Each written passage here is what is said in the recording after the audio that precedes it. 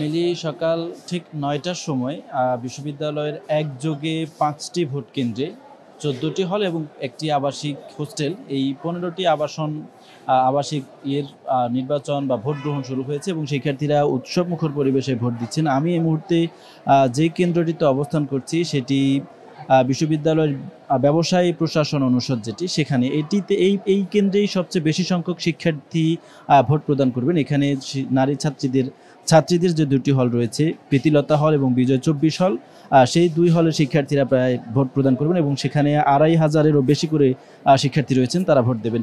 এছাড়া ছেলেদের একটি হল রয়েছে, ফরহাদ হোসেন হল। এছাড়া আরও আরেকটি হোস্টেল যেটি রয়েছে, সেই হোস্টেলের শিক্ষার্থীরাও এখানে ভোট প্রদান করবেন এবং তাদের মধ্যে এক ধরনের উৎসবমুখর পরিবেশ আমরা দেখতে পাচ্ছি এবং দীর্ঘ লাইনে দাঁড়িয়ে আসলে তারা ভোট প্রদান করছেন, এটা আমরা দেখতে পাচ্ছি। এবং এখন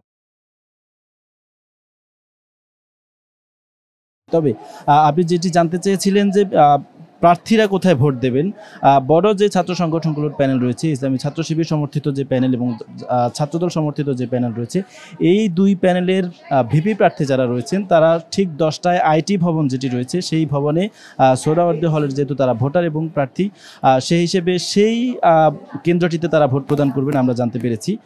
এছাড়া অন্যান্য স্বতন্ত্র প্রার্থী রয়েছেন, এদের মধ্যে কেউ কেউ ভোট দিয়েছেন এবং প্রার্থীদের দিক থেকে এখন পর্যন্ত মোটা দাগে সেরকমের কোনো অভিযোগ আমাদের কাছে আসেনি, তারা কোনো ধরনের অভিযোগ আমাদেরকে জানান নাই। বিশ্ববিদ্যালয় প্রশাসনের পক্ষ থেকে গতকাল থেকেই সকাল থেকেও বলা হচ্ছে যে তারা নির্বাচনকে নির্বিঘ্ন করতে, সুষ্ঠু করতে যত ধরনের প্রস্তুতির প্রয়োজন রয়েছে সে সব ধরনের প্রস্তুতি তারা গ্রহণ করেছেন এবং পুরো বিশ্ববিদ্যালয় ক্যাম্পাসকে নিরাপত্তা, শিক্ষার্থীদের আবাসিক হলগুলো থেকে শুরু করে সবগুলোকে আসলে নিরাপত্তার চাদরে আবৃত করে ফেলা হয়েছে।